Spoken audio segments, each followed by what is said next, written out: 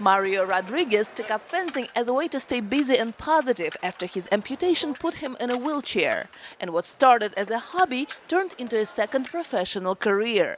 His coach, Michael DeSaro, says he's an unusual athlete. I think the same thing is most challenging for most people in chairs is getting over the initial fear of being in the chair, being afraid to fall out of the chair. A lot of the guys that I work with, guys and girls, they're not like Mario. He's what we call an A, where he's able-bodied, except for he's missing a leg.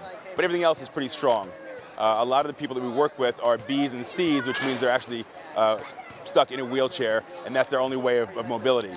What Rodriguez especially liked about fencing was that it didn't require just physical strength. Stamina, quick thinking and strategic planning were attributes Rodriguez never lacked.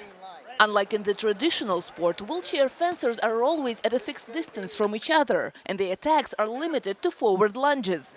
For the U.S. Air Force veteran, none of that was a problem, and soon he became part of the team representing the USA at the Paralympics. At a number of international competitions, opponents from the field became his opponents on a mat. Years later, and I would fence people that were maybe former Soviet military, and then we could fence and do fencing, and it's like,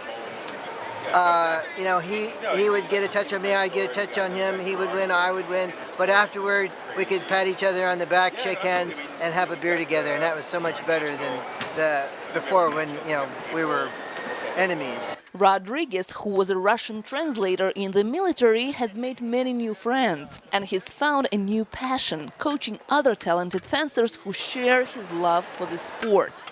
Genia Dulo for VOA News, Los Angeles.